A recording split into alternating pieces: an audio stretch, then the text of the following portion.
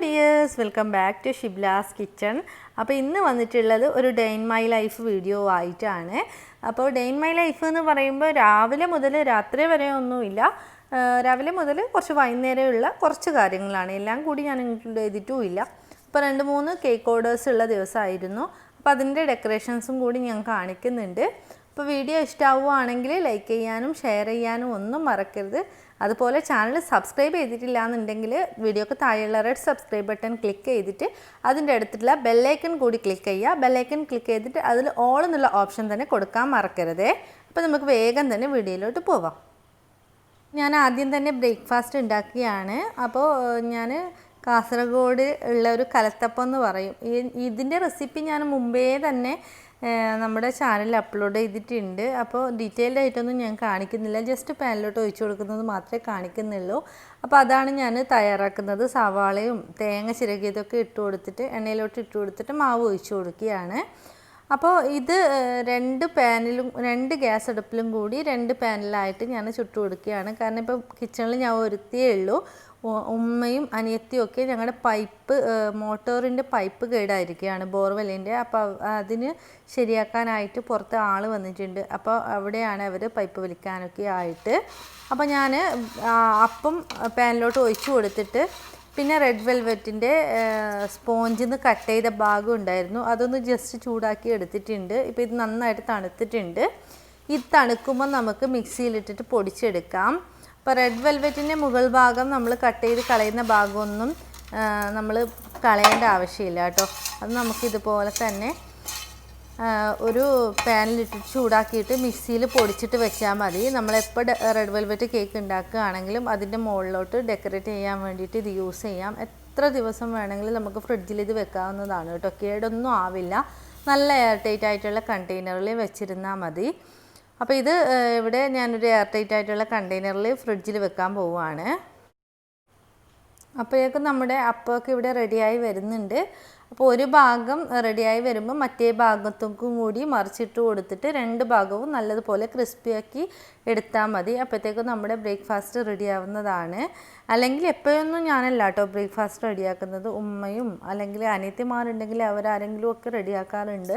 പിന്നെ അവർ പുറത്ത് ആയതുകൊണ്ട് ഞാൻ തന്നെ ഈ ബ്രേക്ക്ഫാസ്റ്റിൻ്റെ ജോലിക്ക് ഇറങ്ങിയെന്നേ ഉള്ളൂ. പിന്നെ ഇന്ന് എനിക്ക് കേക്ക് ഓർഡർ ഉള്ള ദിവസമായിരുന്നു. 3 റെഡ് വെൽവെറ്റ് കേക്കിന് ഓർഡർ ഉണ്ടായിരുന്നു.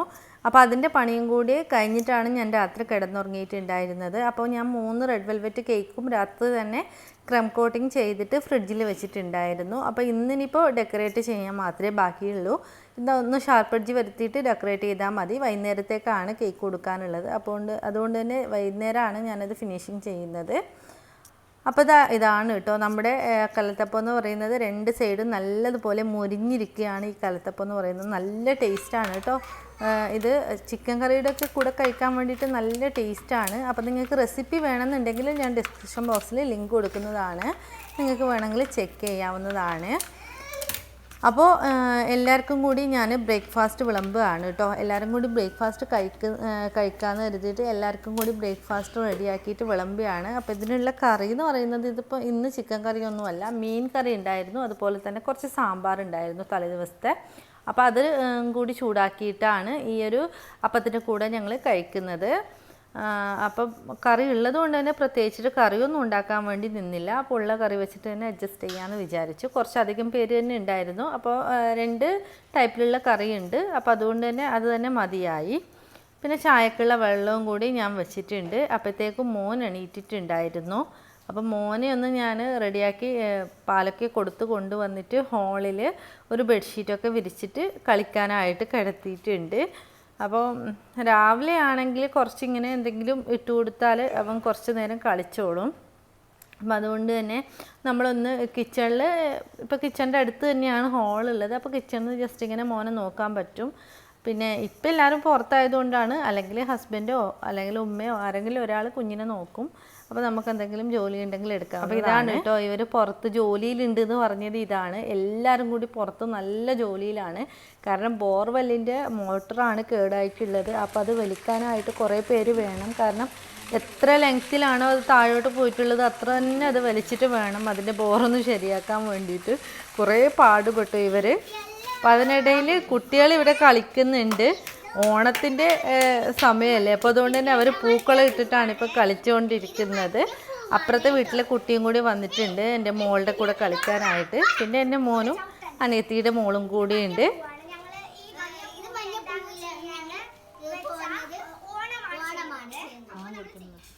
അപ്പൊ ഞാനിവിടെ എടുത്തിട്ടുള്ളത് കുറേ ഞങ്ങള് ഈ എൻ്റെ ഫ്രണ്ടിന്റെ വീട്ടിൽ നിന്ന് പോയിട്ട് പറിച്ചുകൊണ്ട് വന്നതാണ്. അപ്പൊ നമ്മൾ ഈ പൂവില് ഓണം ചെയ്യാം.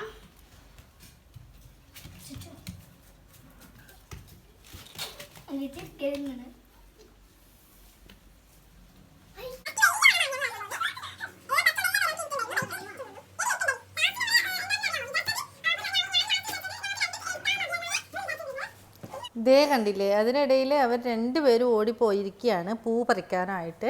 അപ്പോൾ അവിടെ കിണറുണ്ട്. കിണറുള്ളത് കൊണ്ട് തന്നെ കുട്ടികൾ അങ്ങോട്ടേക്ക് പോകാൻ വേണ്ടിയിട്ട് അങ്ങനെ സമ്മതിക്കാറൊന്നുമില്ല. പക്ഷേ കണ്ണ് തെറ്റിയാൽ മതി അവർ അങ്ങോട്ടേക്ക് എത്തും. അപ്പോൾ അതാണ് ഇവിടുത്തെ മെയിനായിട്ടുള്ള പ്രശ്നം. അപ്പോൾ അതുകൊണ്ട് തന്നെ ഇവരുടെ പിന്നാലെ തന്നെ ഒരാൾ എങ്ങനെയും വേണം. അപ്പോൾ അതിപ്പോൾ മോളെ ഞാൻ വിട്ടിട്ടുണ്ട് കൂട്ടിക്കൊണ്ട് വരാൻ വേണ്ടിയിട്ട്. എന്നാലും അവർ കേൾക്കില്ല. അത്രക്കും കുരുത്തക്കേടുള്ള കൂട്ടത്തിലാണ് മൂന്ന് പേരും എന്ന് വെച്ചാൽ എൻ്റെ മോളടക്കം എല്ലാവരും കണക്കാണ്. അപ്പം അനിയത്തി ഉള്ളിലോട്ട് വന്നിട്ടുണ്ട് കേട്ടോ. ഇപ്പം ടൈം കുറേ ആയിട്ടോ, ഉച്ച ആവാറായി, ഒരു 12 മണിയൊക്കെ ആയിട്ടുണ്ട്. അപ്പോൾ ഈ ഒരു പൈപ്പിൻ്റെ ജോലിയൊക്കെ കഴിയുമ്പോൾ കുറേ സമയമായി. അപ്പോൾ അതുകൊണ്ട് തന്നെ നേരം വൈകിയത് അറിഞ്ഞേയില്ല. അപ്പോൾ കുറച്ച് ജ്യൂസൊക്കെ ആവാമെന്ന് കരുതിയിട്ട് അവൾ ജ്യൂസ് ഉണ്ടാക്കാൻ വേണ്ടിയിട്ട് ഉള്ളിലോട്ട് വന്നിട്ടുണ്ട്. ജോലി കഴിഞ്ഞു, ഏകദേശം പുറത്തെ ജോലിയൊക്കെ കഴിഞ്ഞു, പൈപ്പിൻ്റെ ജോലിയൊക്കെ കഴിഞ്ഞു. ഇപ്പോൾ മുസാമ്പി ജ്യൂസ് അടിച്ചിട്ട് എല്ലാവർക്കും കൂടി കൊണ്ടുകൊടുക്കാമെന്ന് ഇരിക്കുകയാണ്. കുട്ടികളും കൂടി പുറത്ത് കളിക്കുന്നുണ്ടല്ലോ. അപ്പോൾ നല്ല വെയിലുള്ള ദിവസം കൂടിയായിരുന്നു. അപ്പോൾ അതുകൊണ്ട് തന്നെ കുറച്ച് ജ്യൂസൊക്കെ കുടിച്ച് കഴിഞ്ഞിട്ട് ഞങ്ങൾ പിന്നെ ചോറിൻ്റെ പണിക്ക് തുടങ്ങിയാണ്. അപ്പം അതിനിടയിൽ അവർ പുറത്തുണ്ടായിരുന്ന സമയത്ത് ഞാൻ കുറച്ച് സവാളയൊക്കെ അരിഞ്ഞ് വെച്ചിട്ടുണ്ടായിരുന്നു ബിരിയാണി മസാല ഉണ്ടാക്കാമെന്ന് കരുതിയിട്ട്.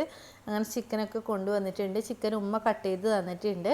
അപ്പോൾ ബിരിയാണി മസാല ഇവിടെ ഏകദേശം റെഡി ആയിട്ടുണ്ട്. ഇനിയിപ്പോൾ ചിക്കൻ ഇട്ട് കൊടുത്തിട്ട് ഒന്ന് വേവിച്ചെടുത്താൽ മതി. ചിക്കൻ ഫ്രൈ ചെയ്തിട്ടൊന്നുമല്ല, അങ്ങനെ സാധാ പെട്ടെന്ന് ബിരിയാണി ഉണ്ടാക്കാമെന്ന് കരുതിയിട്ട് ഒരു 12 മണിയാകുമ്പോഴാണ് ഈ ഒരു ബിരിയാണി ഉണ്ടാക്കാമെന്നുള്ള പ്ലാന് ഞങ്ങൾ ചെയ്തത്. അപ്പോൾ അതിന് ശേഷം ഞങ്ങൾ ചിക്കൻ കൊണ്ടുവന്നിട്ട് ചെയ്തതായിരുന്നു കേട്ടോ. പെട്ടെന്നൊരു തട്ടിക്കൂട്ട് ബിരിയാണി എന്ന് തന്നെ പറയാം. അങ്ങനെയാണ് ചെയ്തിട്ടുള്ളത്. അപ്പോൾ ഞാൻ ചിക്കനൊക്കെ ഇട്ട് കൊടുത്തിട്ട് ഒന്ന് വേവിക്കാൻ വേണ്ടിയിട്ട് മൂടി വെക്കുകയാണ്.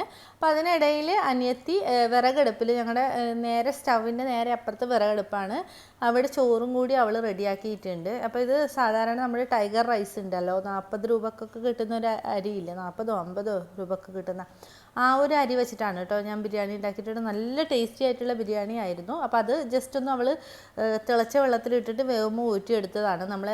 നമ്മുടെ ബാസ്മതി റൈസ് ചെയ്യുന്നില്ലേ ആ ഒരു രീതിയിൽ. അപ്പോൾ അതുപോലെ ചെയ്ത് കഴിഞ്ഞാൽ നമുക്ക് ഏത് റൈസിലാണെങ്കിലും വെക്കാം കേട്ടോ. നല്ല ടേസ്റ്റുള്ള ബിരിയാണി തന്നെ കിട്ടും. ഇപ്പോൾ ബിരിയാണിയുടെ മസാലയും കൂടി ഏകദേശം റെഡിയായി വന്നിട്ടുണ്ട്. ചോറും റെഡി ആയിട്ടുണ്ട്. അപ്പോൾ ഇനി ഇതിപ്പോൾ നമുക്ക് ദം ചെയ്തെടുക്കാനാണ്. ദം ചെയ്തെടുക്കാനായിട്ട് ഞാൻ ഗ്യാസ് അടുപ്പിൽ തന്നെ വെച്ചിട്ടുണ്ട്. അപ്പോൾ ഗ്യാസ് അടുപ്പിലല്ല കേട്ടോ ദം ചെയ്തെടുക്കുന്നത് നമ്മൾ ഈ ഒരു വിറകടുപ്പിൽ തന്നെയാണ്. ഇപ്പോൾ ചോറൊക്കെ നമ്മൾ മൊത്തം ഈ മസാലയുടെ മുകളിലോട്ട് ഇട്ട് കൊടുക്കുകയാണ് ചെയ്യുന്നത്. അപ്പോൾ ലെയറായിട്ട് ഞാൻ മസാല ഇട്ട് കൊടുത്തിട്ടില്ല. അടിയിലുള്ള മസാല മാത്രമേ അതിൻ്റെ മുകളിലായിട്ട് ഇങ്ങനെ ചോറ് മാത്രമേ ഇട്ട് കൊടുക്കുന്നുള്ളൂ. ലെയറിലായിട്ട് ഇടയിടയിൽ ലെയറായിട്ട് കുറച്ച് മല്ലിയിലയും അതുപോലെ തന്നെ കുറച്ച് നെയ്യും കൂടി ഇട്ട് കൊടുത്തിട്ടുണ്ടായിരുന്നു ഒരു ഫ്ലേവറിന് വേണ്ടിയിട്ട്. കാരണം നമ്മൾ ചോറ് ഊറ്റിയെടുത്ത് ചോറാകുമ്പം അതിൽ ഓയിൽ കണ്ടൻറ്റ് ഒട്ടും ഉണ്ടാവില്ല. അപ്പോൾ കുറച്ചധികം തന്നെ നെയ്യ് ചേർത്ത് കൊടുത്തിട്ടാണ് നമ്മൾ ചോറ് നല്ലതുപോലെ ആക്കിയെടുക്കുക. അപ്പോൾ ഇതുപോലെ ഊറ്റിയെടുക്കുകയാണെങ്കിൽ ചോറ് ഒട്ടും ഒട്ടിപ്പിടിക്കില്ല കേട്ടോ. കറക്റ്റായിട്ട് തന്നെ നല്ല വിട്ട് നിന്നോളും. ലാസ്റ്റായിട്ട് ഞാൻ കുറച്ച് മഞ്ഞൾപ്പൊടിയും കൂടി ഒന്ന് കലക്കിയിട്ട് ഒഴിച്ചു കൊടുത്തിട്ടുണ്ട്, ജസ്റ്റ് ഒരു കളറിന് വേണ്ടിയിട്ട്. പിന്നെ ഒരു അടുപ്പ് വെച്ചിട്ട് അടച്ചിട്ട് അതിൻ്റെ മുകളിലോട്ട് കുറച്ച് കനൽ കോരി ഇടുകയാണ് ചെയ്യുന്നത്. ഇപ്പോൾ വിറകടുപ്പിൽ ചോറും കൂടി വെച്ചിട്ടുണ്ടായിരുന്നത് കൊണ്ട് തന്നെ അതിൽ നല്ല തീ ഉണ്ടായിരുന്നു. അപ്പോൾ ആ ഒരു കനൽ കോരിയിട്ട് ഈ ഒരു അടപ്പിൻ്റെ മുകളിലോട്ട് വെച്ച് കൊടുക്കുകയാണ്. അപ്പോൾ നല്ല ഉറപ്പുള്ള അടപ്പാണെങ്കിൽ ഇതിൻ്റെ മുകളിൽ, പിന്നെ താഴേന്ന് ഫ്ലെയിം ഉണ്ട് കേട്ടോ, നമ്മുടെ ഗ്യാസിൻ്റെ ഫ്ലെയിം ഉണ്ട്, ലോ ഫ്ലെയിം. ഇതിൻ്റെ മുകളിൽ നിന്ന് കനലും കൂടിയുണ്ട്. അപ്പോൾ പെട്ടെന്ന് തന്നെ ദമ്മായി കിട്ടിക്കോളും. ഒരു 10 മിനിറ്റ് ദം ചെയ്താൽ മതി. അപ്പോൾ നല്ലൊരു ഫ്ലേവറുള്ള ചോറ് തന്നെ നമുക്ക് കിട്ടിക്കോളും. അപ്പോൾ ദേ നമ്മുടെ ചോറൊക്കെ ഞാൻ സെപ്പറേറ്റ് ചെയ്ത് എടുത്തിട്ടുണ്ട് കേട്ടോ. ചോറ് വേറെ മസാല വേറെയൊക്കെ ആക്കി എടുത്തിട്ടുണ്ട്. ദമ്മൊക്കെ പൊട്ടിച്ച് കഴിഞ്ഞിട്ട് പെട്ടെന്നാണ് കേട്ടോ. കുറേ നേരം ദമ്മൊന്നും ഇട്ടിട്ടുണ്ടായിരുന്നില്ല. ഒരു 10 മിനിറ്റ് കസ്റ്റ് ഏറിപ്പോയാൽ ഒരു 10 മിനിറ്റേ ഇട്ടിട്ടുള്ളൂ. പക്ഷെ നല്ല ടേസ്റ്റിലുള്ള ബിരിയാണി തന്നെ കിട്ടിയിട്ടുണ്ട് കേട്ടോ. എന്തുകൊണ്ടാണെന്ന് അറിയില്ല, പെട്ടെന്ന് വെച്ചതായതുകൊണ്ടാണോന്ന് അറിയില്ല. പക്ഷേ എപ്പോഴും വെക്കുന്നതിനേക്കാളും ഭയങ്കര ടേസ്റ്റി ആയിട്ടുള്ള ബിരിയാണി ആയിരുന്നു അന്ന്. പിന്നെ മക്കളെയൊക്കെ കുളിപ്പിച്ചിട്ട് കൊണ്ടുവന്നിട്ടുണ്ട് കേട്ടോ. അതിനിടയിൽ അനിയത്തി കൊണ്ടുപോയിട്ട് കുളിപ്പിച്ച് കഴിഞ്ഞിട്ടാണ് അവർക്ക് ഭക്ഷണം കൊടുക്കുന്നുള്ളത്. അപ്പോൾ നമ്മുടെ ഉച്ചഭക്ഷണമൊക്കെ കഴിഞ്ഞിട്ട് പിന്നെ നമ്മൾ കുറച്ച് സംസാരിച്ചിട്ടൊക്കെ ഇരുന്നു കേട്ടോ. കുറച്ച് നേരം ഫ്രീ ആയിരുന്നു. അപ്പോൾ അത് കഴിഞ്ഞിട്ട് കുറച്ച് സംസാരിച്ചിട്ടൊക്കെ ഇരുന്നു. അതിൻ്റെ പാത്രങ്ങളും ഒക്കെ കഴുകി കഴിഞ്ഞതിന് ശേഷം പിന്നെ അതിന് ശേഷം ചായയുടെ പണിയും കൂടി കഴിഞ്ഞതിന് ശേഷമാണ് ഞാൻ കേക്ക് ഡെക്കറേഷൻ്റെ കാര്യത്തിന് ഇറങ്ങിയിട്ടുള്ളത്. ഇപ്പോൾ സമയം ഒരു 5 മണിയൊക്കെ കഴിഞ്ഞിട്ടുണ്ട്. അപ്പം ഞാൻ ക്രം കോട്ടിങ് ചെയ്തെടുത്തിട്ടുള്ള കേക്ക് ഫ്രിഡ്ജിൽ നിന്നും പുറത്തെടുത്തിട്ട് മൊത്തത്തിൽ ക്രീം അങ്ങ് സ്പ്രെഡ് ചെയ്ത് കൊടുക്കുകയാണ് ചെയ്യുന്നത്. അപ്പം 3 കേക്കും കൂടി ഇതുപോലെ തന്നെ നല്ല രീതിയിൽ ഷാർപ്പ് എഡ്ജസ് വരുത്തിയിട്ടാണ് ഡെക്കറേഷൻ ചെയ്തെടുക്കുന്നത്. പിന്നെ റെഡ് വെൽവെറ്റ് കേക്കിൻ്റെ ഡീറ്റെയിൽഡ് ആയിട്ടുള്ള റെസിപ്പി ഞാൻ ഇതിന് മുമ്പ് തന്നെ അപ്ലോഡ് ചെയ്തിട്ടുണ്ട് കേട്ടോ. അപ്പോൾ അതിൻ്റെ ലിങ്ക് ഞാൻ ഐക്കാർഡായിട്ടും അതുപോലെ തന്നെ ഡിസ്ക്രിപ്ഷൻ ബോക്സിലും ഒക്കെ ലിങ്ക് കൊടുക്കുന്നുണ്ട്. നിങ്ങൾക്ക് വേണമെങ്കിൽ ചെക്ക് ചെയ്യാവുന്നതാണ് കേട്ടോ. അപ്പോൾ ഇത് ഷാർപ്പ് എഡ്ജസ് ആക്കി എടുത്തിട്ടുണ്ട്. ഇനി നമുക്ക് ഇതിൻ്റെ മുകളിലോട്ട് നമ്മൾ നേരത്തെ റെഡിയാക്കി വെച്ചിട്ടുണ്ടായിരുന്ന ക്രംസ് ഉണ്ടല്ലോ, അതൊരരിപ്പയിലോട്ട് ഇട്ട് കൊടുത്തിട്ട് ഇതുപോലെ അരിച്ചെടുത്താൽ മതി. അപ്പോൾ കറക്റ്റായിട്ട് എല്ലായിടത്തും ഒരേപോലെ സ്പ്രെഡായിട്ട് കിട്ടിക്കോളും. അപ്പോൾ എങ്ങനെയാണ് കേട്ടോ റെഡ് വെൽവെറ്റ് കേക്കിന് ക്രംസ് ഇട്ട് കൊടുക്കുക. അല്ലാണ്ട് നമ്മൾ കൈ കൊണ്ട് ഇട്ട് കൊടുത്താലുണ്ടല്ലോ അതെല്ലായിടത്തും ഒരുപോലെ ആയി കിട്ടില്ല. അപ്പോൾ അതുകൊണ്ടാണ് ഇങ്ങനെ ഇട്ട് കൊടുക്കുന്നത്. ഇങ്ങനെ ഇട്ട് കൊടുത്താൽ നമുക്ക് എല്ലായിടത്തും ആയി കിട്ടിക്കോളും. കേക്ക് ക്രംസ് ഇട്ട് കൊടുത്തിട്ട് ഇതിൻ്റെ സൈഡിൽ വരുന്ന ഭാഗമൊക്കെ എക്സ്ട്രാ ഉള്ളത് ഒന്ന് ക്ലീൻ ചെയ്തെടുക്കുക. എന്നിട്ട് അതിൽ തന്നെ ജസ്റ്റ് ഒരു ബോർഡർ പോലെ ആക്കി കൊടുക്കുന്നുണ്ട് ക്രംസിൽ. എന്നിട്ട് ഇതിൻ്റെ മുകളിലോട്ട് ഞാൻ വെച്ച് കൊടുക്കുന്നത് വേഫർ ഫ്ലവേഴ്സ് ആണ് കേട്ടോ. വേഫർ ഫ്ലവേഴ്സ് എന്ന് പറഞ്ഞിട്ട് നമുക്ക് ബേക്കിങ്ങിൻ്റെ ടൂൾസും സാധനങ്ങളും ഒക്കെ വാങ്ങിക്കാൻ കിട്ടുന്ന ഷോപ്പിൽ നിന്ന് വാങ്ങിക്കാൻ കിട്ടും. ഒന്നിന് 10 രൂപയോ അങ്ങനെ എങ്ങാണ്ടേ ഉള്ളൂ. ഒരു ബോക്സിലാണ് വരുന്നത്. അപ്പോൾ ഈ ഒരു ഫ്ലവർ എന്നോട് ഫോട്ടോ കണ്ടിട്ട് കുറേ പേര് ചോദിച്ചിട്ടുണ്ടായിരുന്നു ഫോണ്ടൻറ്റിലാണോ ഉണ്ടാക്കിയിട്ടുള്ളതെന്നൊക്കെ. അപ്പോൾ ഫോണ്ടൻ്റ് അല്ല, ഇത് വേഫർ ഫ്ലവേഴ്സ് എന്ന് പറഞ്ഞിട്ട് നമുക്ക് വാങ്ങിക്കാൻ കിട്ടും. അതുപോലെ തന്നെ ബട്ടർഫ്ലൈസ് അങ്ങനത്തെ സാധനങ്ങളൊക്കെ എഡിബിൾ ആയിട്ടുള്ളത് വാങ്ങിക്കാൻ കിട്ടും. അപ്പോൾ അത് വെച്ചിട്ടാണ് ഞാനിത് ഡെക്കറേറ്റ് ചെയ്തിട്ടുള്ളത്. പിന്നെ കുറച്ച് ഹാർട്ട് ഷേപ്പിലുള്ള ബ്ലൂ കളറിലുള്ള ഷുഗർ ബോൾസും കൂടി വെച്ച് കൊടുക്കുന്നുണ്ട്. അപ്പോൾ ഇതാണ് ഒരു കേക്കിൻ്റെ ഡെക്കറേഷൻ എന്ന് പറയുന്നത്.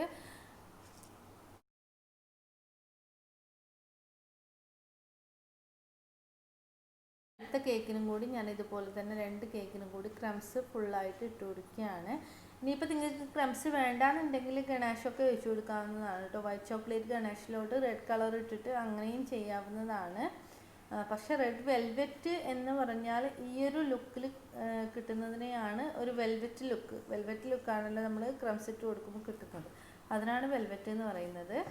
അപ്പോൾ വേറൊരു കേക്ക് ഡെക്കറേറ്റ് ചെയ്യാൻ വേണ്ടിയിട്ട് ഞാനിവിടെ ഒരു ലിഫ്റ്റിംഗ് ഫ്ലവർ, ഒരു റോസ് വരച്ച് കൊടുക്കുകയാണ്. ഇത് വിപ്പിംഗ് ക്രീം വെച്ചിട്ട് വരച്ച റോസ് നമുക്ക് ജസ്റ്റ് ഒരു വിപ്പിംഗ് ക്രീം കുറച്ച് കേക്കിൻ്റെ മുകളിലൊന്ന് സ്പ്രെഡാക്കി കൊടുത്തിട്ട് അതിൻ്റെ മുകളിലായിട്ട് ഈ ഒരു റോസ് പ്ലേസ് ചെയ്ത് കൊടുക്കാവുന്നതാണ്. ഇപ്പം തന്നെ കേക്കിന് നല്ലൊരു ഇത് വന്നിട്ടുണ്ട്. ആ ഒരു വൈറ്റും റെഡും കൂടി ആകുമ്പോൾ ഇനി കുറച്ച് ഷുഗർ ബോൾസും കൂടി ഇതുപോലെ സൈഡിലായിട്ട് ഇട്ട് കൊടുത്താൽ ഒന്നും കൂടി ഒന്ന് ഉഷാറായിട്ട് വന്നോളും കേക്ക്. അപ്പോൾ ഡെക്കറേഷനൊക്കെ നിങ്ങളുടെ ഇഷ്ടത്തിനനുസരിച്ച് ചെയ്യാം. പക്ഷെ ഞാൻ എൻ്റെതായ ഒരു ഐഡിയയിൽ ചെയ്ത ഡെക്കറേഷൻസ് നിങ്ങൾക്ക് കാണിച്ചു തരുന്നതേ ഉള്ളൂ. ഇപ്പോൾ കണ്ടില്ലേ. ഇനി അടുത്ത കേക്ക് എന്ന് പറയുന്നത് ഒരുപാട് പേര് ചോദിച്ചിട്ടുള്ളൊരു ഡെക്കറേഷനാണ് കേട്ടോ. ഒരുപാട് പേര് റിക്വസ്റ്റ് ചെയ്തിട്ടുണ്ട് ഇത് കാണിക്കണം എന്ന് പറഞ്ഞിട്ട്. അതുകൊണ്ടാണ് ഞാനിതിൽ കാണിക്കുന്നത്. അപ്പോൾ ഞാനൊരു ഹേർട്ട് ഷേപ്പിലുള്ള കുക്കി കട്ടർ കേക്കിൻ്റെ മിഡിലോട്ട് വെച്ച് കൊടുത്തിട്ടുണ്ട്.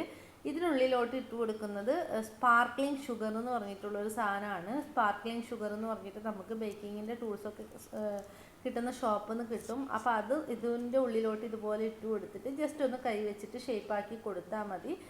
ജസ്റ്റ് അത് ഷേപ്പായതിനു ശേഷം നമ്മൾ ഈ കുക്കി കട്ടർ മാറ്റിയാൽ മതി. ഇതാ കണ്ടില്ലേ, ഇപ്പം നല്ലൊരു ഗ്ലേസിങ്ങോട് കൂടിയിട്ടുള്ള ഒരു ഹേർട്ട് നമ്മുടെ കേക്കിൻ്റെ മിഡിൽ വന്നിട്ടുണ്ട്. അപ്പോൾ ഈ ഒരു ഡെക്കറേഷനും കൂടി കഴിഞ്ഞു കേട്ടോ. ഇത്രയേ ഉള്ളൂ ഈ ഒരു ഡെക്കറേഷൻ എന്ന് പറയുന്നത്. അപ്പോൾ ഈ ഒരു കേക്ക് ഡെക്കറേഷനൊക്കെ എല്ലാവർക്കും ഇഷ്ടമായല്ലോ. ഇഷ്ടമായാലേ തീർച്ചയായിട്ടും ലൈക്ക് ചെയ്യാൻ മറക്കരുത്. അതുപോലെ തന്നെ ഇതുപോലത്തെ കേക്ക് വ്ലോഗൊക്കെ നിങ്ങൾക്ക് ഇനിയും വേണമെന്നുണ്ടെങ്കിൽ നിങ്ങൾ കമൻറ്റ് ചെയ്യുക. പിന്നെ ഞാൻ ഈ ഒരു കേക്കിൻ്റെ ഡെക്കറേഷനൊക്കെ കഴിഞ്ഞിട്ട് ബോക്സിലാക്കിയിട്ട് ഫ്രിഡ്ജിൽ വെച്ചിട്ടുണ്ടായിരുന്നു. കസ്റ്റമർ വന്നപ്പോൾ അവർക്ക് കൊടുത്തു.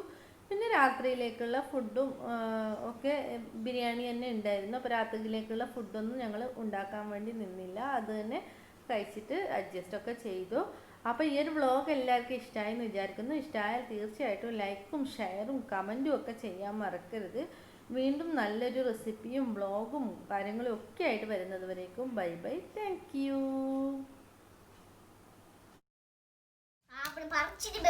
അപ്പൊ നമ്മുടെ ഓണം ആയി. അപ്പൊ നിങ്ങൾക്ക് ഈ വീഡിയോ ഇഷ്ടപ്പെടുന്നുണ്ടെങ്കിൽ ലൈക്ക് ചെയ്യാനും ഷെയർ ചെയ്യാനും എന്റെ വീഡിയോ ഇഷ്ടപ്പെടുമെങ്കിൽ ക്ലിക്ക് ചെയ്യാനും മറക്കരുത്. അപ്പോ ഇനി വീണ്ടും ഒരു വീഡിയോ ആയി വരുന്നവരേക്കും ബൈ ബൈ. ഷെയർ ചെയ്യണം, ക്ലിക്ക് ചെയ്യണം, ചെയ്യാനും മറക്കരുത്. Hi bye. ഇനി നാളെ കാണാം ഇൻഷാ അല്ലാഹ്. അസ്സലാമു അലൈക്കും. അപ്പോൾ എന്റെ വീഡിയോ ഷെയർ ചെയ്യാനും ലൈക്ക്